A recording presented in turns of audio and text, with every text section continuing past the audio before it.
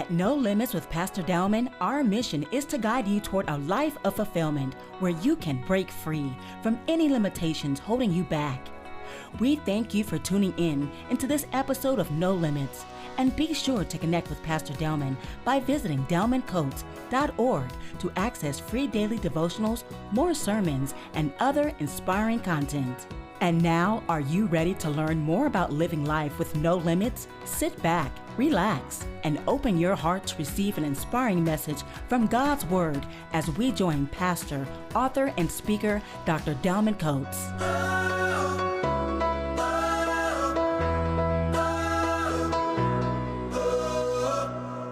Today I want to talk about how to handle toxic people. Now, we've talked a lot in this series about toxic qualities that we need to eliminate within us. Toxic behaviors, insecurity, jealous, shame, fear, rage, and bitterness. But sometimes the toxic behavior isn't inside of us, it's outside of us. It's around us. And sometimes we find ourselves dealing with people who are toxic. You know that, right? You can find yourself dealing with people who are abusive, people who bring you down, people who stress you out, people who cause you harm, people who bring you distress, and sometimes they just downright get on your nerves. Toxic people. And so the question that we want to raise today is, what should you do about the presence of toxic people in your life? How do you deal with people who do nothing but wear you out and bring you down? What do you do about a relationship, a friendship, or a partnership, a coworker who does nothing but raise your blood pressure and bring the worst out of you? I mean, you don't curse. You thought you stopped cursing.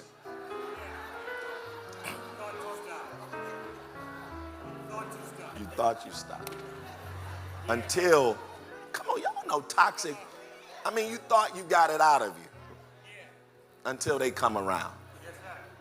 And in 1 Samuel chapter 25, there is this story about a woman named Abigail who is married to a toxic man. And this story in this chapter models for us how to handle the toxic person in our lives, whether it's a spouse, a family member, a friend, a co-worker, or even a church member. Abigail teaches us how to handle toxic people. It's a really long chapter. I'm not going to read it all. I want to encourage you to read it in your quiet moments. 1 Samuel chapter 25. But I just want to lift up 3 verses in 1 Samuel chapter 25 that illustrate how to handle toxic people. Are you listening to me here today? First is verse 19. I want to look at verse 19, verse 25. And then I want to look at verse 36. Right there in verse 19, it says, "Then she told her servants, 'Go on ahead and I'll follow you.' But get this, but she did not tell her husband Nabal." Then in verse 25, it says, when she goes to the king, to David, the future king, she says, "Sir, please pay no attention to him, to that wicked man Nabal. He is just as his name. His name means fool, and foolishness goes with him." Then in verse 36, it says this, "When Abigail went to Nabal, he was in the house holding a banquet like that of a king. He was in very high spirits and he was very drunk. So she told him nothing until the next day." Is that in your Bible? And so I want to talk today from this text on how to handle toxic people. Now, by way of background, Abigail, as I mentioned, is married to this man named Nabal. He was rich, but he lacked morals. Verse 2 says that he had a bad temper and he was mean. He was deeply insecure and jealous, which led him to offend Israel's future King David by refusing to return the kindness that was shown to Nabal's men, who protected them and kept his property and his livestock safe from raiding Amalekites, Philistines, and occasional wild animals. All David asked in this chapter was for Nabal to feed his men for just one day. From David's perspective, it was the least that Nabal could do. For all that he had done for Nabal, it was the least he could do as a sign of appreciation for the protection that he had provided. But Nabal's arrogance and toxicity got in the way, and he rejected and insulted the future king. Nabal said in verse 11, "What do I look like taking my bread, my water, and my meat that I worked hard for and giving it out to people that I don't know?" And he effectively slammed the door in their face. And y'all, when David heard about it, he was PO'd. It's the best way I could put it. He was enraged, and he got 400 of his boys to go wipe out Nabal. He said, "Yo, get the strap." And he said, "We are going to go to Nabal's property, and we're going to wipe out every man living there." It was a bad situation.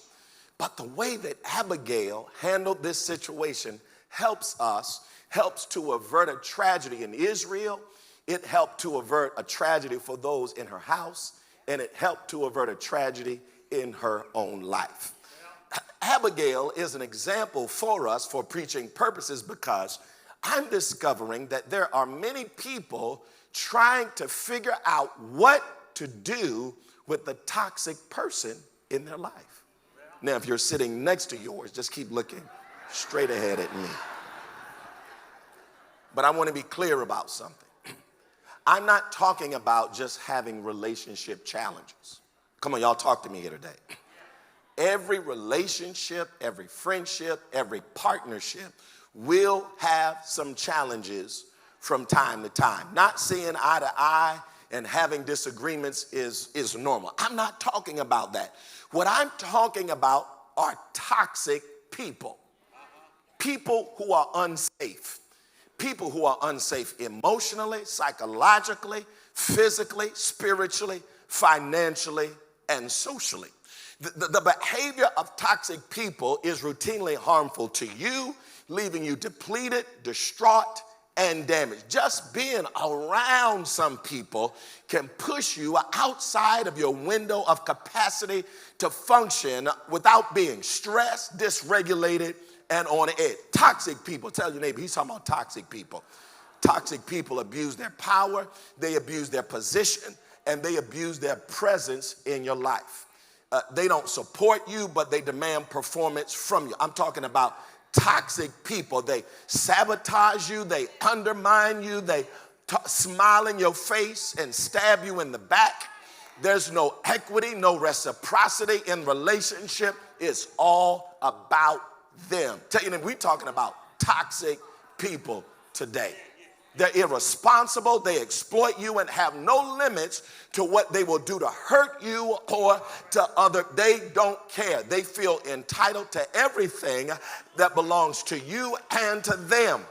What's yours is theirs, and what's theirs is theirs. They are hypocritical, they are inconsistent, and they are contradictory. They will accuse you of doing what they are really doing, and they'll justify it in the process. That's toxic. And you know that they are toxic because when you're around them, you feel stuck, you feel frozen.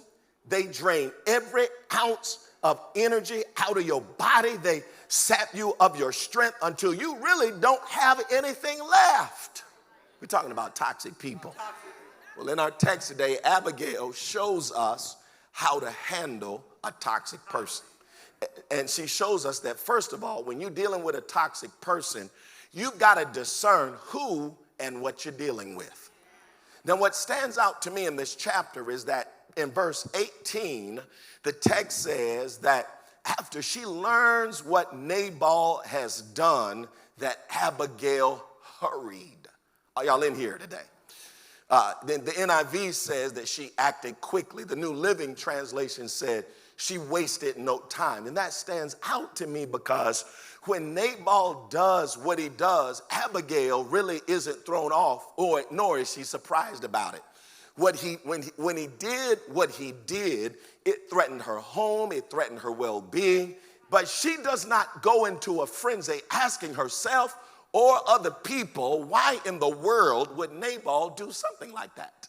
And I think that's because that she's been down this road with this crazy man before, and she knows who and what she is dealing with. So much so that when she goes to David in verse 25, she says, my Lord, please don't pay attention to that wicked man Nabal. He is just like his name. His name in Hebrew means fool. When somebody is a fool, their foolishness shouldn't fool you. Abigail is able to be clear-headed because this situation, because she knows who he is and she knows what she is dealing with. In this chapter, she knows that he has an alcohol problem. His behavior is erratic and he's got an attitude, anger management issue as well.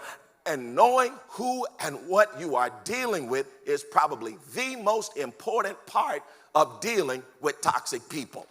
Because oftentimes your ability to assess what's happening gets blurred by their title and your relationship with them. I need y'all to get this here.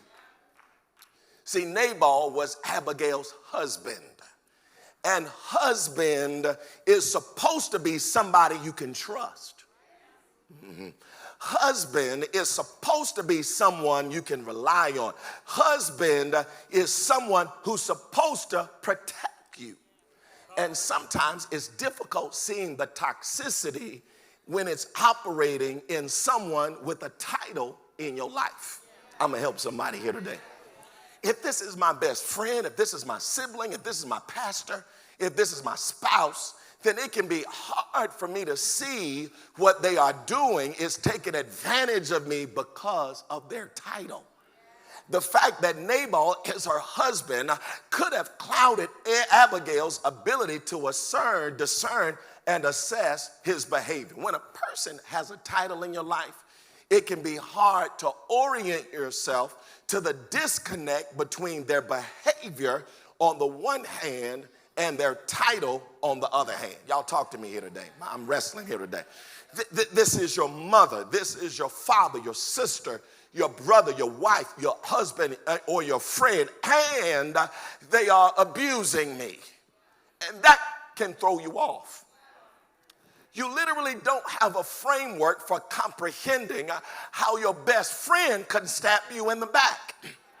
You literally don't know how to process someone that you exchanged vows with lying to you, betraying you, and cheating behind your back. You can't conceptualize what it means for your spiritual leader to do something so blatantly immoral. And so what many people do is when they see toxic behavior from somebody with a title, they end up explaining away what they see because they get blinded by the title.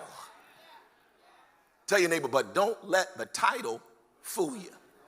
That was the wrong neighbor. Tell your other neighbor, don't let their title fool you.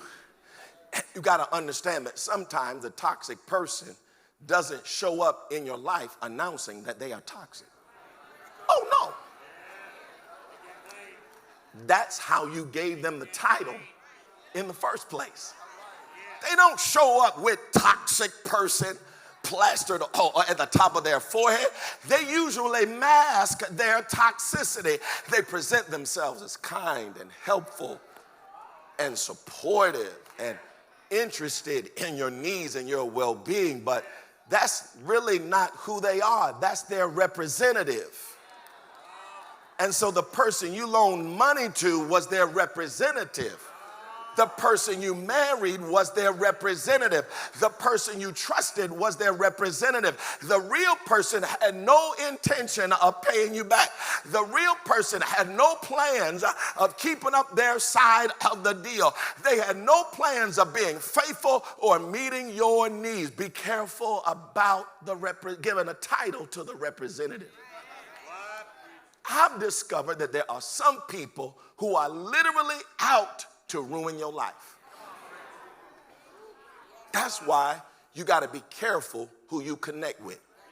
You got to be careful who you go into business with. You got to be careful who you partner with. You got to be careful who you lay down and sleep with. You got to be careful who you marry. You got to be careful because, and I had to learn that out the difficult way, because I always assumed growing up that everyone had good intentions, especially if they in the church. Especially if they got a Bible, especially if they got a cross around. My naivete made me a prime target for people who were looking for somebody to manipulate, to cheat on, to lie to, and to steal from. And the toxic behavior will end up happening right under your nose. And you really not knowing how to identify the toxic person because you gave them a title. That's my boyfriend. That's my girlfriend. I love him. I love, and so the title can cloud your judgment. Tell your neighbor, don't let the title, I'm helping somebody here today. Tell them, don't let the title cloud your judgment. So if it's okay, I want to give you 11 types of toxic people to look out for in your life. Are y'all listening to me here today? The first kind is the pot stirrer. This is somebody who instigates conflict, then hides their hand. They throw all the rocks and then hide that. These are people who make great cast members on reality TV because they just love drama, the pot stirrer. Then number two, there's the chameleon. This is the toxic person who often changes their positions and changes their beliefs and changes their behavior based on who's around or the situation. They tell you they're with the plan and tell other people they're against the plan. The chameleon. Thirdly, there's the mole. This is the person who obtains private information that you have only shared with them. It's just for them, and then they go ahead and they share it with other people who should not know what you've shared with them. Number four is the parasite.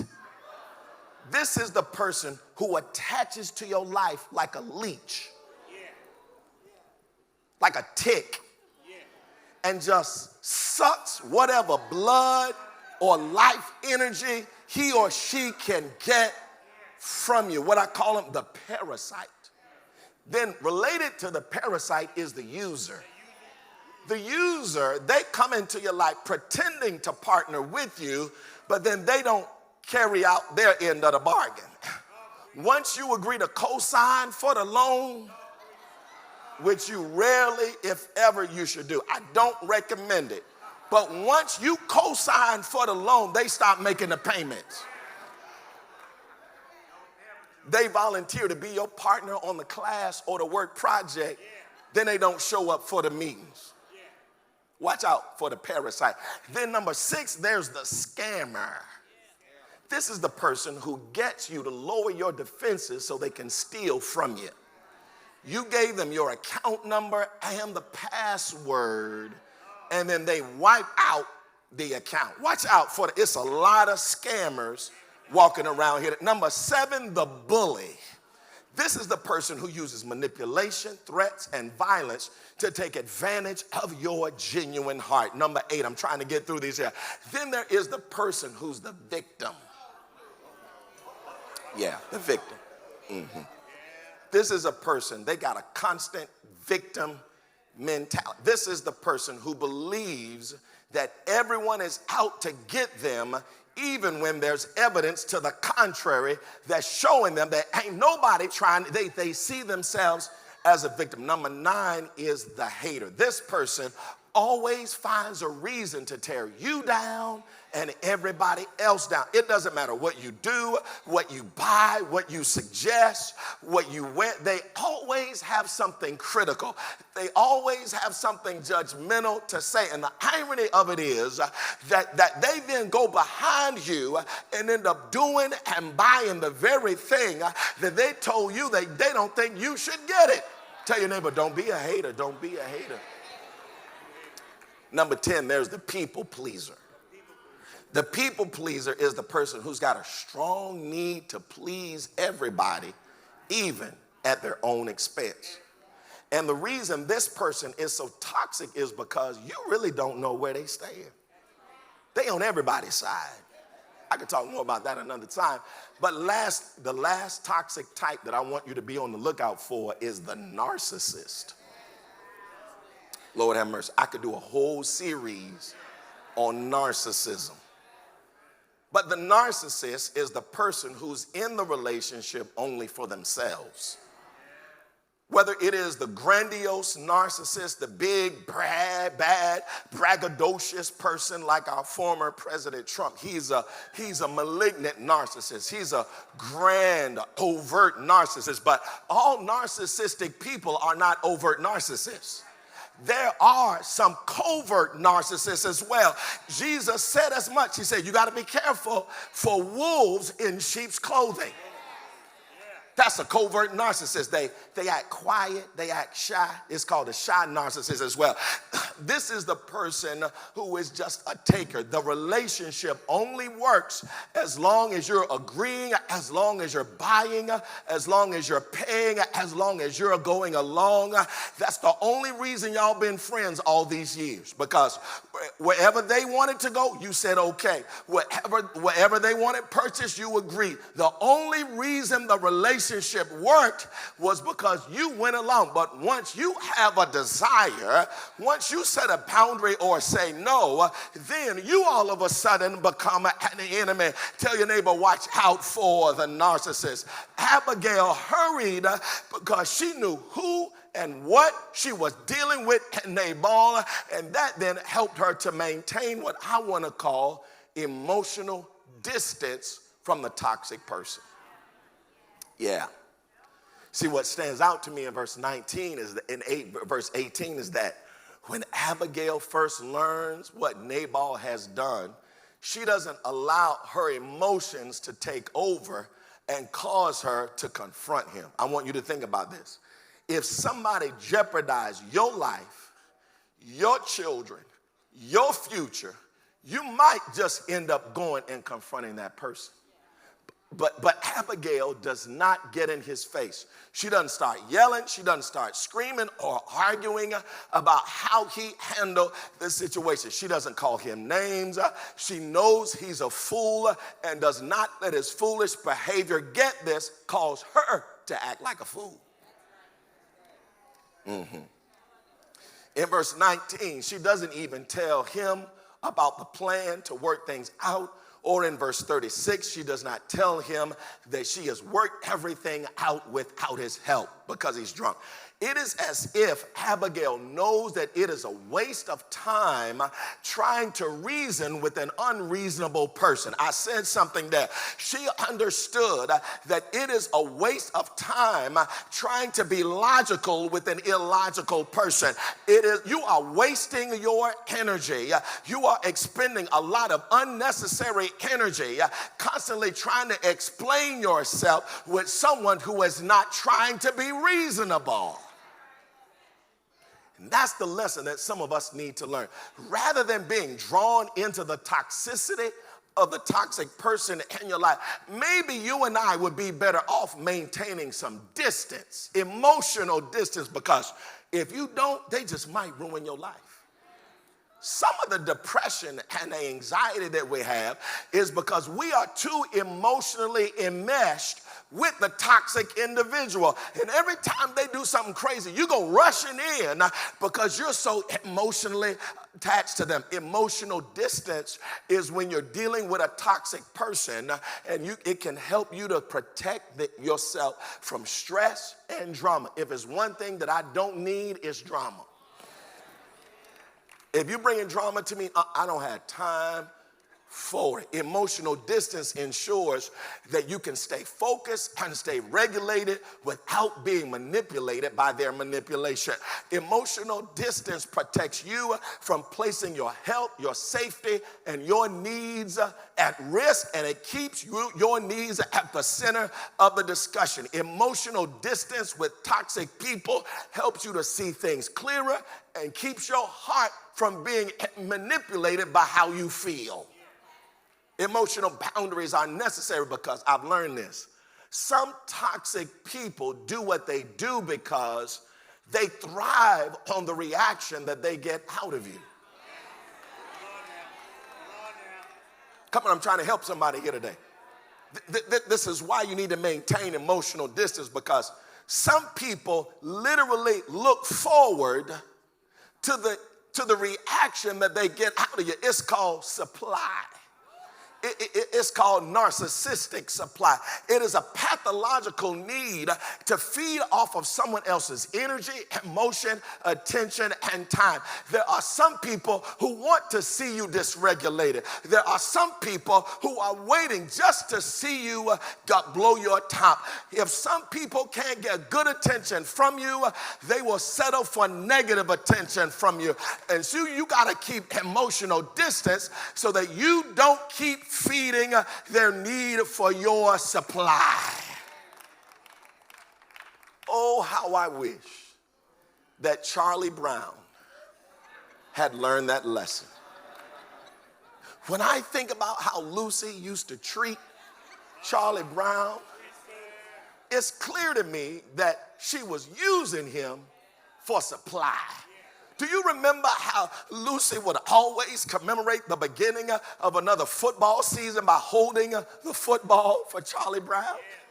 She always promised him that she would hold the ball, and every year for 70 years, when he would run up to kick the football, she would pull it back and he would end up falling flat on his back.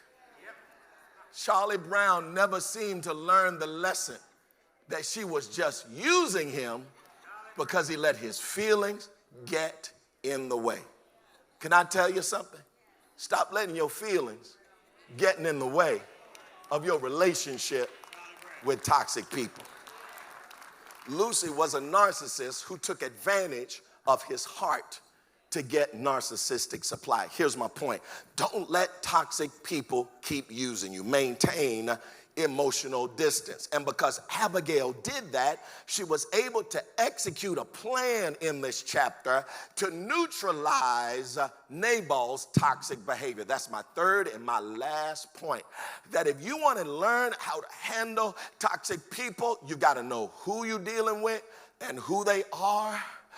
You got to maintain emotional distance. But lastly, you're going to have to develop a plan to neutralize their toxic behavior. See, this situation in the text got handled because Abigail devised a plan to work around Nabal's mess. She has no time to get consumed with the insanity of his behavior. She needed a plan that would contain his behavior and clean up the consequences. And Abigail's plan entailed this. It entailed what I want to call a low contact strategy. Nudge your neighbor, wake them up.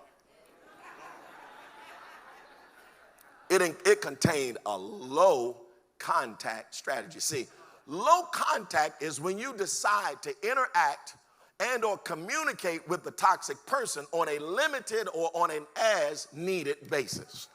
Low contact is when you decide to only meet with the coworker in the presence of other people, or to only communicate with them by email so that the conversation can be documented. See, you know they're toxic when you can't trust having a conversation with them, because they'll tell you one thing and then get in front of the supervisor and say something completely different. So you decide, look, I'm going low contact from now. The only time I'm meeting with them is when I got a witness. The only time I'm communicating with them is via email, because I need every communication documented. Have I got a witness here? And so the other way of low contact, I want some of you to get this who are perhaps trying to co-parent a child with someone else. The other way of low contact is deciding that co-parenting is not working any longer. See, co-parenting with a toxic person is oftentimes impossible because no matter what you do or what you say, they have no intention on cooperating or collaborating with you. I'm talking about a toxic person now. See, ideally, two people who have children together, even if they're not in relationship with one another, should be able to put their personal experiences and issues aside for the sake of the kids, ideally. But there are some people who have no intention of getting in agreement with you about the children. In fact, their intention is to get in disagreement with you about the children. And so rather than co-parenting, they counter-parent. You tell them you don't want the kids to see rated R movies because they're young, they're too young, and then you discover they took them to see the rated R movies. That's counter-parenting. You tell them that you don't want the kids hanging out with certain types of friends, and they end up throwing the party at their house with those types of friends. They literally will use the children to find out things about you and use it to try to harm you and abuse you. You will drive yourself crazy trying to co-parent with someone who is bent on counter-parenting with you. So rather than co-parenting with a toxic person, you might have to reach a point where you do what I call parallel parent. Parallel, you know what a parallel line is, right?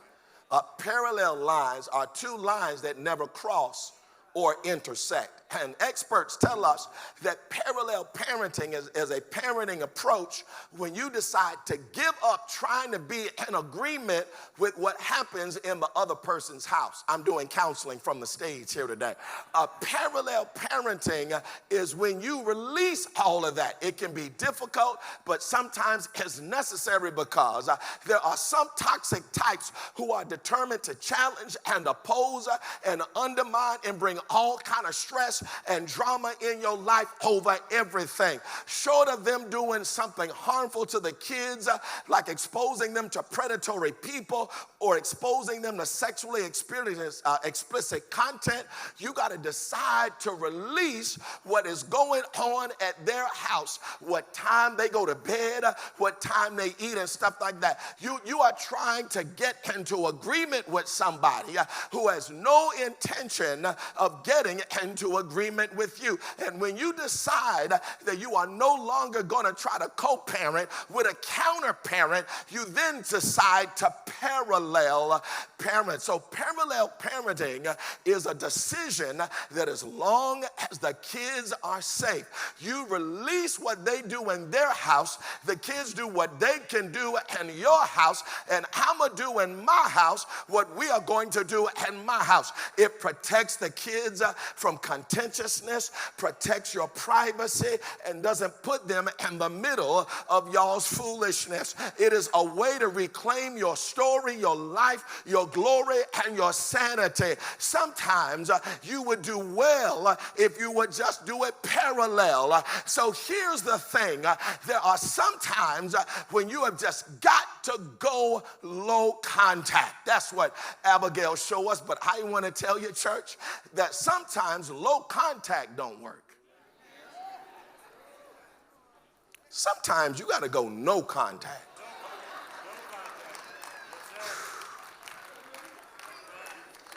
I mean, you try, you talk, you meet with a third party, and it's not working. And so sometimes you got to go no contact with some people. No contact is when you completely cut off all contact from the unhealthy person. And you decide that you are no longer going to give an unhealthy person access to your mind, access to your body, and access to your spirit. Tell your neighbor, no more. No more drama, no more talking, no more arguing, no more stress. No contact is a decision to permanently remove the toxic person from your life. And I think if you get to the end of chapter 25, that is the point that God is trying to say. When you get to the end of chapter 25, it says that when Abigail finally tells Nabal what happens, he has a heart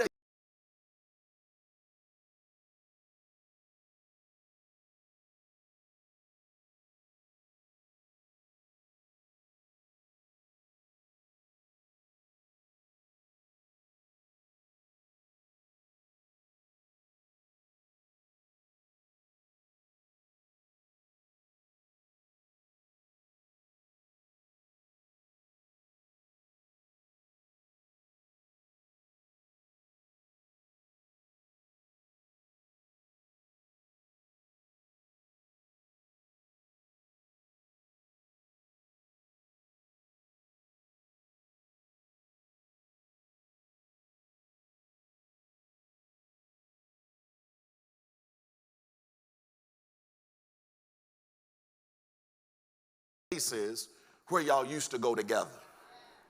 No contact can mean changing your gym membership, maybe even changing your church. Because you can't worship the way you need to worship as long as y'all in the same environment. Now, if you can, that's fine. But if you can't, might be time for no contact. No contact could be not going outside when they come to pick up the kids. You kiss the kids in the kitchen and you let them go outside and get in the car and go on their way because you don't want to see the person. You don't want to smell a person. You don't want to be reminded of nothing. It might sound extreme, but when you are dealing with somebody who uses every interaction to figure out how to mess with you, how to mess up your mind, how to mess up your spirit, it's necessary. They are just too toxic interacting with some people. Have I got a witness here? Am I alone in here today, or is there anybody here today who knows what I'm talking about? And you know when it's happening. You know when your life is being thrown off by a toxic person. You start losing and gaining weight. You can't sleep.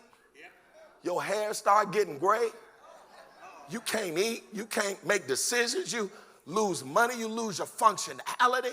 You don't want to be in public with them. You lose your joy, your hope, your dreams, your sense of self. Nobody else is worth you losing the joy that God put on the inside of you trying to fool around with a foolish person. For some of you, it's time to get out. God got Abigail out of this toxic situation. And the Lord wants me to ask somebody here today, what is your plan to deal with your toxic person? And look what happens in the text. When Nabal hears what Abigail has done and how she has saved his household without his help, he saw how foolish he was. And the Bible says in verse 37 that he has a heart attack. His heart attacked him. She didn't have to attack him. She didn't have to get out of character. She didn't have to lower her standards. She didn't have to compromise her morals. She didn't have to throw any knives or dishes. She did not have to get him back. His own conscience got him back. And God sent me on assignment to tell somebody here today, you don't have to worry about punishing the toxic part. God will take care of that part. The Bible says that vengeance is mine, says the Lord. You go on with your life and to be happy. I've discovered that sometimes the best get back is getting away and doing well yourself. Have I got a witness here? Go to the spa, get your hair done, get your nails did. And this story concludes with good news. That God ultimately removed the toxic person and replaced them with someone who was more suitable in Abigail's life. Come on, put your hands together and give the Lord praise today. Let us stand all across the building. I want to encourage someone here today who's been wrestling with the presence of a toxic friendship, business partnership, work relationship, or intimate partner relationship, that you have to reach a point where you realize what's happening. Don't let their title in your life cloud your judgment. You got to recognize who they are and what's happening. And you got to create some emotional distance so you don't get drawn into their vortex of drama.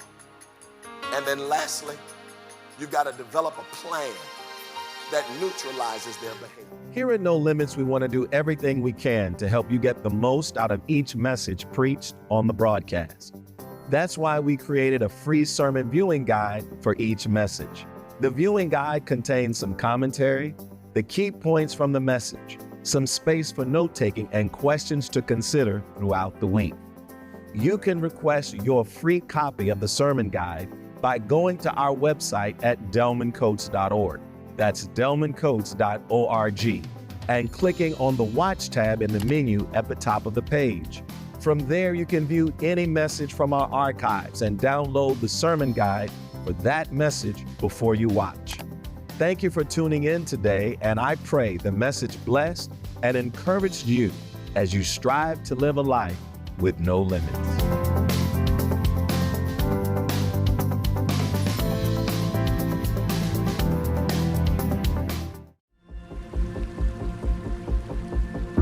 I am so glad that you took the time to watch this message today. If you have been blessed by this outreach, I'd like to ask you to become a partner in this ministry so that together we can reach the world for Jesus Christ. My heart is to reach people just like you all around the world and to tell them that God loves them and wants to empower them to live a life with no limits. Your financial investment in this ministry will enable us to spread the good news of Jesus Christ around the world so that more people can be inspired and encouraged. Will you help me to reach those people? Will you join me in empowering the lost and the forgotten? Will you be my partner as we teach people to truly live a life with no limits? To make a donation safely and securely, go to our website at delmancoats.org. That's delmancoats.org. And look for the donate button on the top right of the home page. Thank you in advance for your support and for becoming a true partner in No Limits. Your partnership and financial gift will help us impact the world by bringing hope to those who need it. Your generosity today is a reminder of the goodness of God. Thank you again for watching No Limits with Pastor Delman.